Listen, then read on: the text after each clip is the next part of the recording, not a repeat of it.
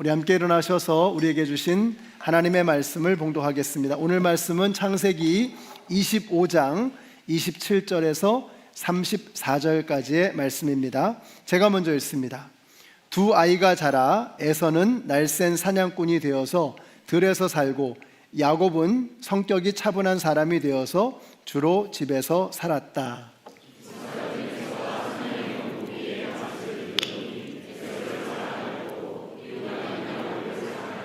한 번은 야곱이 죽을 끓이고 있는데 에서가 허기진 채 들에서 들어와서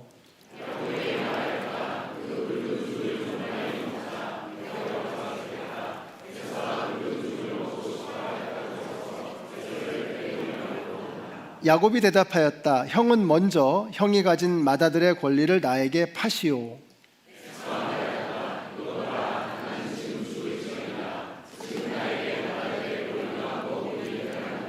야곱이 말하였다. 나에게 맹세부터 하시오. 그러자 에서가 야곱에게 맏아들의 권리를 판다고 맹세하였다.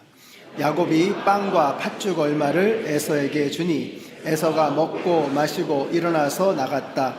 에서는 이와 같이 맏아들의 권리를 가볍게 여겼다. 아멘. 우리 옆에 계신 분들에게 축복해 주세요. 하늘 복 받으세요. 하늘 복 받으세요. 네, 하늘의 온갖 신령한 복이 여러분에게 임하게 될 줄로 믿습니다. 올해는 우리가 자녀들과 함께 구약 성경을 살펴보고 있습니다.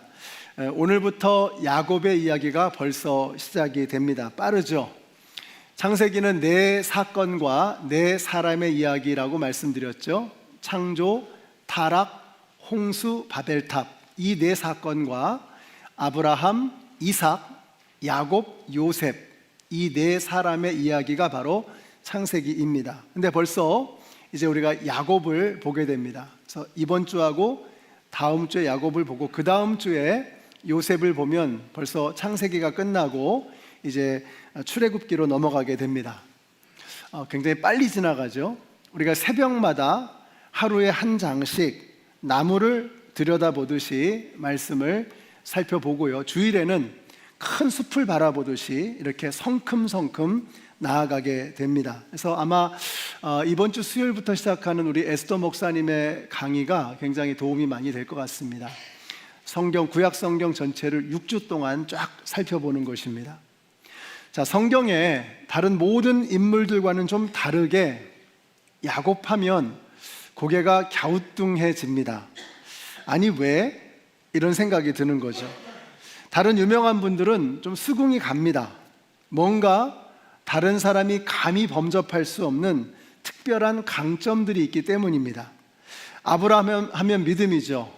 또 모세 하면 인내, 온유 이런 것들이 생각이 납니다. 다윗 하면 하나님만을 바라보는 그러한 영성이 생각이 나죠. 다니엘이나 요셉 같은 사람은 정말 거의 인간계 최강입니다. 거의 완벽에 가까운 인격과 능력을 보여주는 대단한 사람들이었습니다. 하여튼 이분들은 뭐 하나 대단한 것은 하나씩 가지고 있는 그런 분들이었습니다. 그래서 이런 분들을 살펴보다 보면 참 훌륭한 분일세, 참 대단한 분이네, 이런 걸 본받고 싶어, 이런 생각이 드는 거죠. 근데 야곱은 좀 다릅니다. 야곱은 아니 이 사람을 왜 선택하신 거야? 아니 어떻게 이런 사람이? 라는 생각이 듭니다. 그래서 야곱을 설교하다 보면 결국은 하나님에게로 돌아갈 수밖에 없습니다. 이런 죄인을 살리신 하나님의 은혜, Amazing Grace, 그 하나님의 은혜만 생각나게 하는 사람, 그게 바로 야곱이었던 것이죠. 그래서 오늘 설교의 제목이 은혜의 쇼케이스다. 그렇습니다. 야곱은 하나님의 은혜를 가장 선명하게, 가장 명징하게 보여주는 은혜의 쇼케이스였던 것입니다. 지식으로는 뒤질 것이 없는 사도 바울이 이렇게 고백합니다. 같이 한번 읽어보실까요? 시작. 이 세상이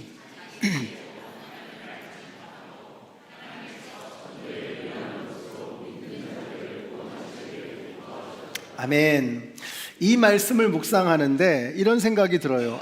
정말 전도는 미련한 것이다.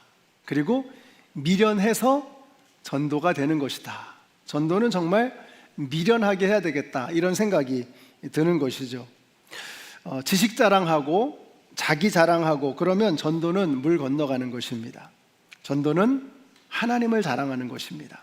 하나님을 높여드리는 것입니다. 저는 미련합니다. 저는 모자랍니다.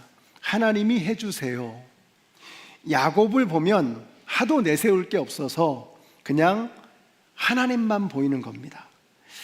야곱은 은혜의 쇼케이스였습니다. 저는 우리 교회가 이런 교회가 되었으면 참 좋겠습니다. 우리 교회를 보면 그냥 사람이 생각나는 게 아니라 그냥 하나님이 떠오르는, 하나님이 생각나는, 하나님이 보이는 그런 교회가 되었으면 참 좋겠습니다. 밖에 나가서 우리 교회를 이야기를 들어보면 거기 공부도 많이 하시고 또 지식 수준도 높으시고 굉장한 분들이 참 많다는 이야기를 들었습니다. 이런 이야기를 듣습니다. 근데 여러분, 그게 중요한 게 아닙니다. 우리 교회를 생각하면 그냥 하나님만 떠오르는 교회, 우리 교회 성도님들을 생각하면 그분을 통해서 딴 게 안 보이는 거예요. 그분의 학벌이나 그분의 사회적인 성취나 실력이나 능력이나 이런 게 보이는 게 아니라 그냥 하나님만 보이는 그런 성도, 그런 교회, 우리가 그런 교회가 되었으면 참 좋겠습니다. 하나님을 너무나도 선명하게 드러내 보여드릴 수 있는 은혜의 쇼케이스가 되어지는 그런 교회가 되시기를 축복합니다. 아브라함은 25년을 기다려서 이삭을 낳았고 이삭은 20년을 기다려서 쌍둥이를 가졌습니다. 둘이 생김새가 영 달랐던 것을 보니까 아마도 이란성 쌍둥이였던 것 같습니다. 뱃속에서부터 굉장했죠. 먼저 나가겠다고 아우성을 쳤는데 먼저 나온 형은 털이 많아서 에서라고 했고요, 나중에 나온 동생은 형의 발 뒤꿈치를 잡았다라고 해서 야곱이라고 이름을 지었습니다. 이 발 뒤꿈치를 잡았다라고 하는 이 말은 이건 씨름판에서 쓰는 용어입니다. 반칙을 썼다는 거예요. 발 뒤꿈치를 잡는다는 것은. 그러니까 첫째는 털복숭이, 둘째는 반칙왕, 이게 두 쌍둥이의 의미였던 것입니다. 그러니까 텐션이 느껴지시죠? 이 둘이 엮어가게 될 드라마가 얼마나 참 흥미로울까 하는 게 감이 잡히시죠? 이제 세월이 흘러서 에서는 힘세고 날랜 사냥꾼이 되었고 야곱은 집에 있기를 좋아하는 차분한 사람이 되었습니다. 누가 인기가 많았을까요? 당연히 에서가 많았겠죠. 건장하고 남성미 넘치고 생활력까지 있는 에서가 인기가 많았을 것입니다. 이삭도, 아버지도 그를 일찌감치 후계자로 점 찍어 놓은 눈치입니다. 반면에 리브가는, 엄마는 측은지심이었는지 아니면 형이 동생을 섬기리라는, 큰 자가 작은 자를 섬기리라는 하나님의 말씀 때문이었는지 자꾸 그 마음이 야곱에게로 기우는 것입니다. 저는 맞이라서 잘 못 느꼈습니다만 형의 그늘에 가려진 동생의 비애가 있을 겁니다. 근데 여기 생각해보면 그것도 간발의 차이였잖아요. 쌍둥이니까. 이렇게 늘 불만이었던 야곱에게 어느 날 기회가 온 것입니다. 에서가 사냥에서 돌아오는데 엄청 배가 고픈 거예요. 같이 읽습니다. 시작. 한 번은 야곱이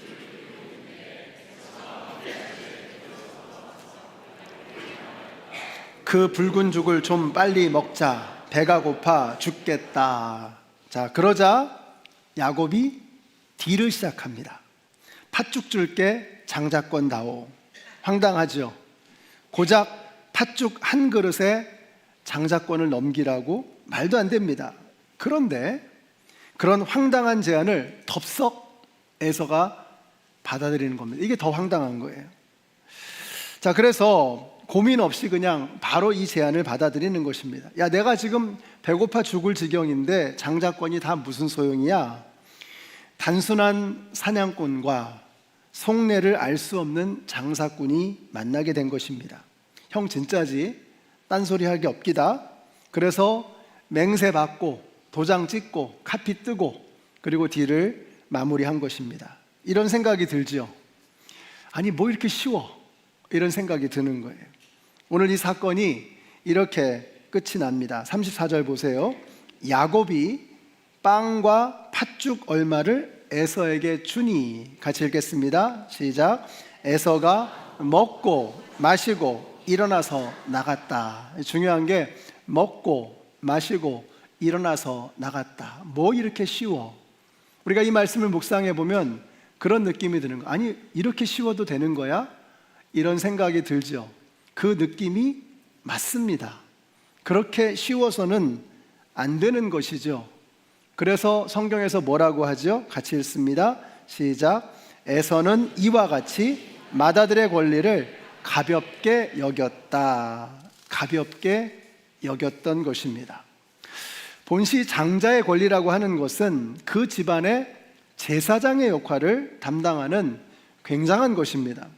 신약 성경은 족보로 시작하잖아요. 그 족보의 첫 줄이 이렇게 시작합니다. 아브라함은 이삭을 낳고 이삭은 야곱을 낳고. 그 이삭이 야곱을 낳았다라고 하는 이 말은 이삭이 에서를 낳고 이렇게 될 수도 있었던 것이죠. 그걸 모르는 거예요. 그 태에서 다윗 왕이 태어나고 그 태에서 예수 그리스도가 탄생하는 겁니다. 이 엄청난, 이 굉장한 의미를 에서는 알지 못했던 것입니다. 자, 그러면 에서는 맏아들의 권리를 왜 그렇게 가벼이 여겼을까 하는 것입니다. 그거 아니어도 충분히 먹고 살만하다라는 생각을 했던 것이죠. 먹고 사는 데는 아무 지장이 없다, 이런 생각을 한 것입니다. 아니 지금 배고파 죽을 지경인데 별 쓸모도 없어 보이는 장자권이 다 뭐란 말인가? 차라리 내 주먹을 믿지, 차라리 내 사냥 실력을 믿지, 이런 겁니다. 자, 그러니까 생각해 보면 에서는, 잘 들어보세요, 팥죽 안 먹으면 죽을 것 같아서가 아니라, 팥죽을 안 먹으면 죽을 것 같아서가 아니라 장자권이 아니라도 죽지 않을 것 같아서, 그래서 그 뒤를 가볍게 여기며 넘겨버렸던 것입니다. 영적으로 무지하고 교만했던 것입니다. 딱히 하나님이 필요하지 않았던 거예요. 하나님이 아니어도 충분히 내가 먹고 살 수 있다. 내가 어디 나가서 그냥 사냥 하나만 해오면 한참을 먹고 살 수 있는데 뭐 그렇게 걱정이야. 하나님이 아니어도 난 충분히 내 삶을 이어갈 수 있어. 이런 자세, 이것이 바로 에서의 문제였던 것입니다. 그러면 우리 스스로를 돌아보게 되잖아요. 우리가 그렇지 않습니까? 우리가 많은 경우에, 우리가 일주일에 한 번 이렇게 예배 드리지만 주중에는 어떻습니까? 우리의 삶의 자리에서 과연 하나님 아니면 저는 죽습니다 라는 이런 간절함으로 살아가고 있는가? 하나님이 아니어도 살만합니다. 하나님께 부르짖지 않아도, 하나님께 매달리지 않아도 그냥 그럭저럭 먹고 살만합니다. 이런 생각을 하고 살아가고 있는 것은 아닌가 하는 것입니다. 어떻게 이렇게 무지몽매하고 천박한 인간이 있을까? 이렇게 생각하지만 결국 에서의 문제는 우리의 문제와 다르지 않다라고 하는 것입니다. 여러분, 이번 수요일부터 이제 사순절이 시작이 되잖아요. 사순절 끝에는 고난주간이 있습니다. 고난주간에 우리는 예수님의 십자가를 묵상합니다. 예수님은 십자가에서 7가지의 말씀을 하셨습니다. 가상칠언이라고 하죠. 그 7가지의 말씀 중에 한 복판 정중앙에, 다시 말하면 4번째 말씀이 뭐냐면 엘리 엘리 라마 사박다니, 나의 하나님 어찌하여 나를 버리셨나이까. 여러분, 십자가형이라고 하는 것은 인간이 고안해낸 모든 사형 방법 중에 가장 고통스러운 사형 방법입니다. 너무나 처참하고 비참하게 한 생명을 죽이는 것입니다. 이게 페르시아에서 개발이 됐거든요. 그 나무에 달아서 죽인다는 의미가 뭐냐면 이 사람은 땅에서 죽을 자격도 없는 존재다라는 그런 의미예요. 그렇게 한 인간을 멸시하고 비참하게 고통스럽게 죽이는 것이 십자가형의 의미였던 것입니다. 예수님은 십자가에서 극심한 육체의 고통을 느끼셨습니다. 그러나 예수님에게 더 고통스러운 것이 있었습니다.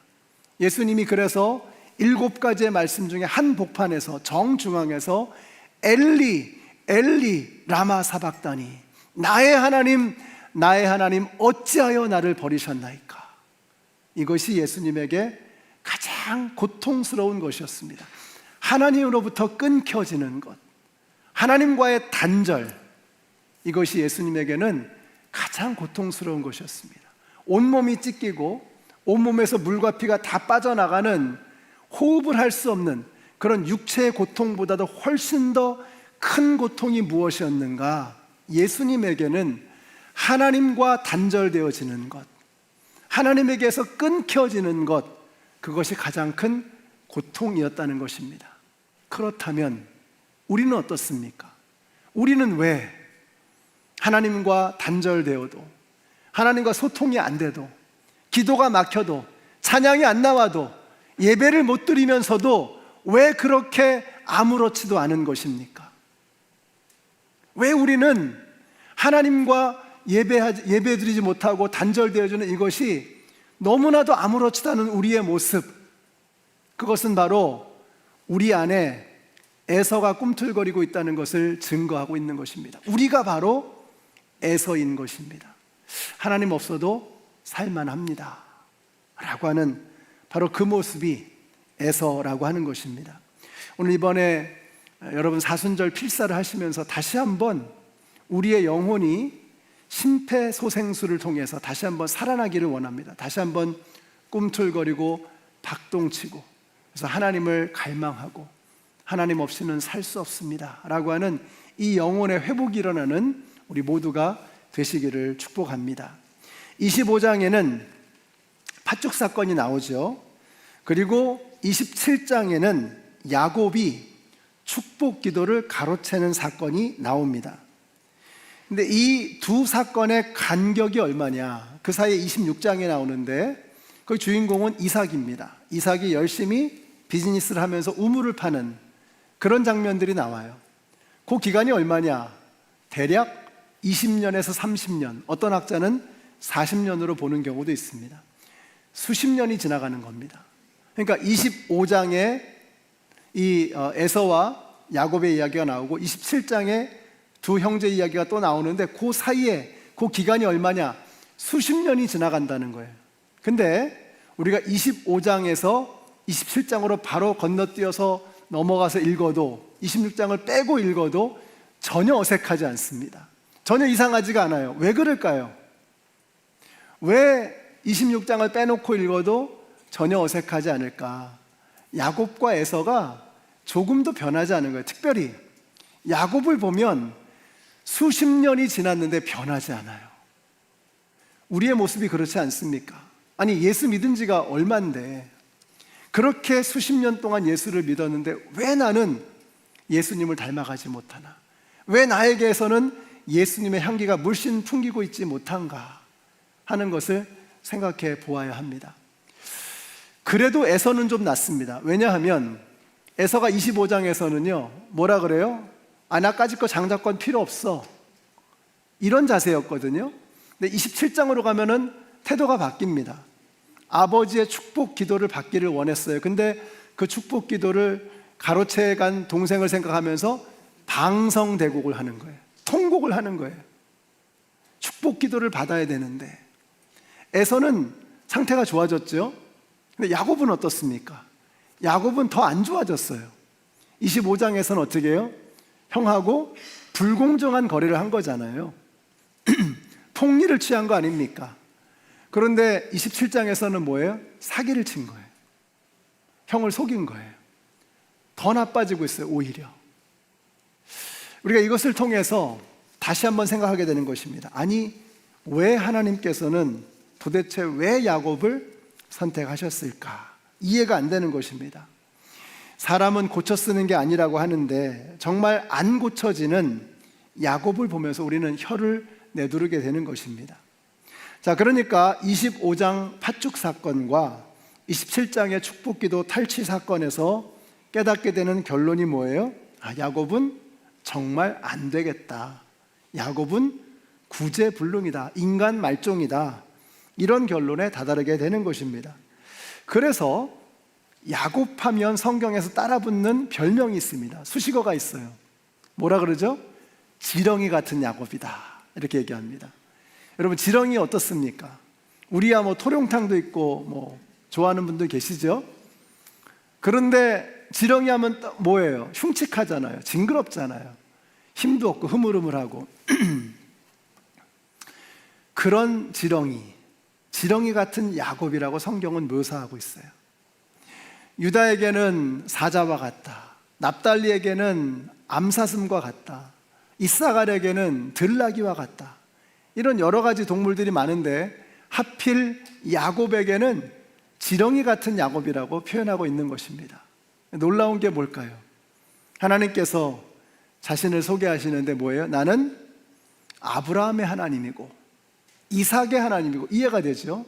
근데 뭐예요? 나는 야곱의 하나님이다, 이렇게 표현하고 계세요.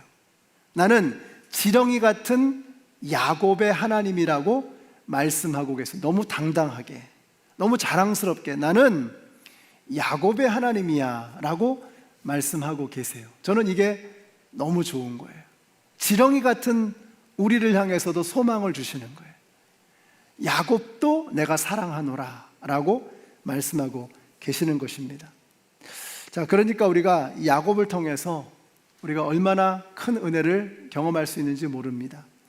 지렁이로 끝나지 않겠다는 것입니다. 하나님께서 나는 야곱의 하나님이다 라고 말씀하시는 건 그 뜻이 뭐예요? 나는 너를 지렁이로 끝내지 않을 거야 라고 말씀하고 계시는 거예요. 자, 그래서 어떻게 하세요? 야곱을 계속 굴리십니다. 그래서 어떻게 굴리시느냐? 야곱이 사기꾼이라고 했더니 하란 땅으로 도망가서는 자기보다 더한 사기꾼 라반을 만나게 되죠. 그러면서 깨달았을 겁니다. 아, 사기당하는 게 이런 거구나, 이렇게 가슴이 찢어지는 것이구나. 그러니 형이 나 때문에 얼마나 힘들었을까 깨닫게 되는 거죠. 야복 강가에서는 하나님하고 씨름을 하다가 죽을 뻔합니다. 죽을 뻔한 거예요. 밤새도록 하나님을 봤으니까 죽어야 되는 겁니다. 근데 죽지 않았어요. 심지어 그 하나님을 이깁니다. 이게 말이 되는가? 아니, 야곱을 이기지 못하는 하나님이 무슨 하나님인가, 이런 생각이 들잖아요. 근데 여러분, 조금만 생각하면 이게 당연한 겁니다. 자식을 이기는 부모가 없어요. 부모는 결코 자식을 이기지 않습니다. 하나님께서 야곱과 싸워 이기지 못하십니다. 그날 야곱은 하나님의 자녀가 된 것입니다. 바로 그날이 지렁이가 왕자가 되는 날이었습니다. 숱한 세월이 지나서 마침내 야곱이 요셉 때문에 이집트에 와서 바로 왕을 아련하게 됩니다. 그리고 이런 말을 해요. 같이 읽습니다. 시작. 내 나그네의 길의 세월이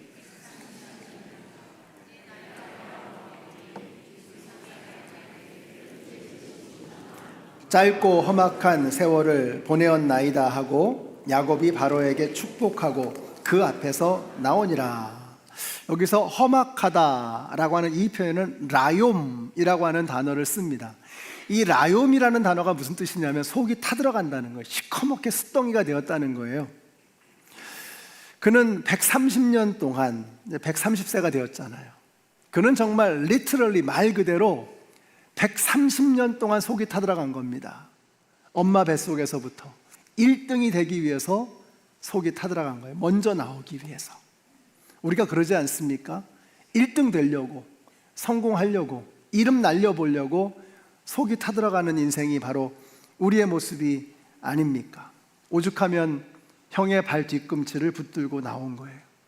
삼촌에게 배반당하고 속이 타들어갑니다. 우리가 만나면서 얼마나 많은 사람들에게 상처를 받습니까? 또 형에게 복수당할까 봐 속이 타들어가는 거예요. 두려움, 염려, 이런 것들이 우리의 삶을 엄습하고 있습니다. 나중에는 자식을 잃어버리고 속이 타들어가는 겁니다. 우리가 소중하게 여기는 것들을 잃어버리면서 그 상실감에 우리의 속이 타들어갑니다. 그는 130년 동안 속이 타들어가는 정말 험악한 세월을 살았던 것입니다. 그래서 저는 야곱하면 떠오르는 단어가 있어요.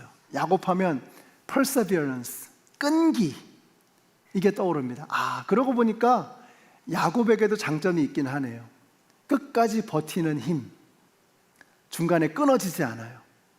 중간에 포기하지 않습니다. 끝까지 가는 거예요. 영적인 것을 사모했죠. 영적인 것을 사모하는 사람이잖아요. 그런데 우리 여기 계신 분 중에 영적인 것을 사모하지 않는 분이 어디 있습니까? 교회 나오시는 분들 중에. 문제는 뭐예요? perseverance가 없는 거예요. 끈기가 없는 거예요. 끝까지 내가 하나님 만날 때까지 포기하지 않으리라 라고 하는 이 끈기가 없는 것입니다. 야곱에게는 이게 있었어요. 130년 동안 속이 타들어가는데 중간에 포기하지 않아요. 중간에 멈추지 않아요. 끝까지 내가 하나님을 붙들고 살아가리라. 이것이 바로 야곱의 모습이었던 것입니다. 그리고 나서 130세에 보여주시는 야곱의 모습이 참 우아하고 아름답습니다. 이집트의 지존 아닙니까? 야곱은 저 변방에, 저 이스라엘에, 저 시골 지역에서 이제 휘황찬란한 이집트로 온 거예요. 그 이집트의 지존을 만난 겁니다. 지금 바로를 만난 거예요. 그럼 주눅들만 하잖아요. 전혀 주눅들지 않아요. 전혀 꿀리지 않아요. 오히려 바로 왕을 축복합니다. 멋있잖아요. 130년 동안 시커멓게 속이 타들어가는 가운데 이 사람은 어느 누구 앞에서도 주눅들지 않고 어느 누구라도 하나님의 이름으로 축복할 수 있는 큰 그릇을 가진 엄청난 사람이 되어진 것입니다. 하나님께서 바로 저와 여러분을 그렇게 만들어가기를 원하시는 것을 믿으시기 바랍니다.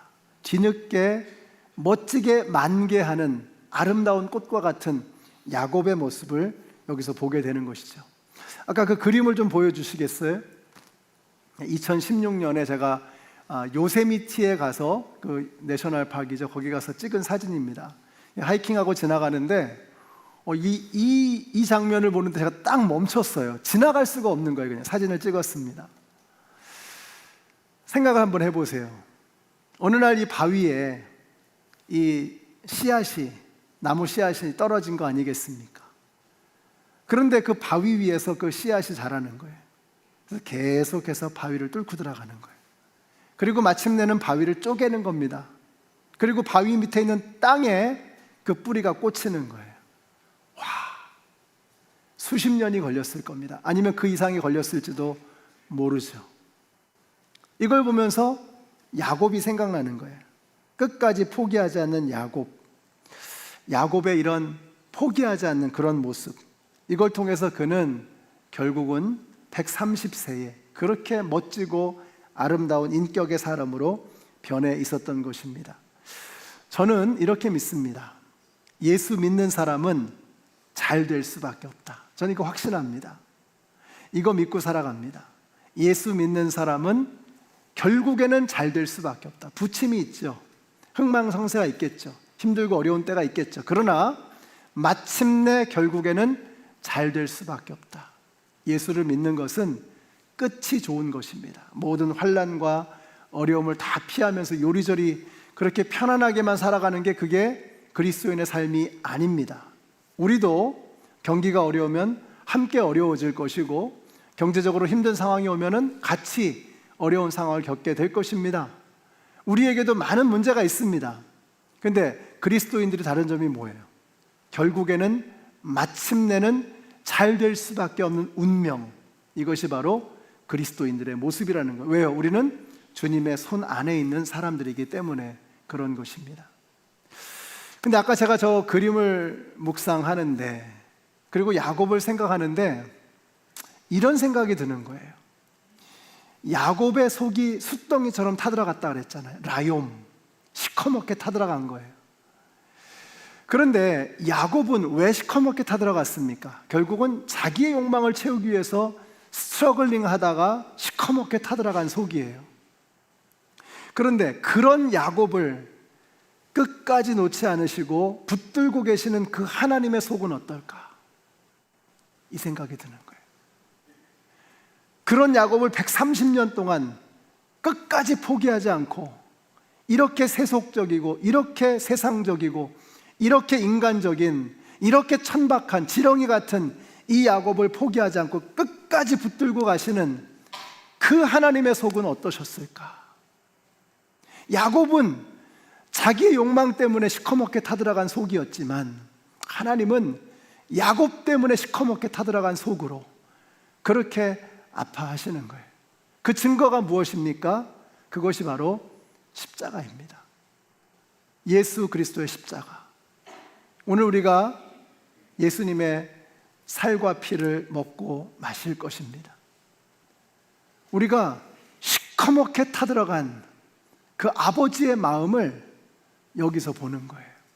오늘 여러분이 떡과 잔을 받으실 때 그냥 아무런 느낌 없이, 아무런 생각 없이가 아니라 나를 위해서 시커멓게 속이 타들어가신 그 아버지의 마음을 느끼고 만날 수 있는 저와 여러분이 되시기를 바랍니다.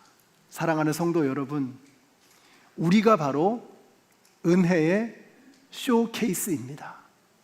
우리와 같이 지렁이 같은, 나와 같은 그런 존재를 사람 만드시기 위해서 예수 그리스도가 오시는 그날까지 포기하지 아니하시고 우리를 붙들고 가시는 그 주님, 너희 속에 착한 일을 시작하신 이가 그리스도 예수의 날까지 이루실 것을 우리가 확신하노라, 이렇게 말씀하고 계세요. 주님께서 저와 여러분을 붙들고 계십니다. 여러분, 중간에 포기하지 마시고 하나님의 영광을 드러내는 은혜의 쇼케이스로 멋지게 살아가시는 저와 여러분이 되시기를 바랍니다. 우리 한번 옆에 계신 분들에게 이렇게 말씀해 주세요.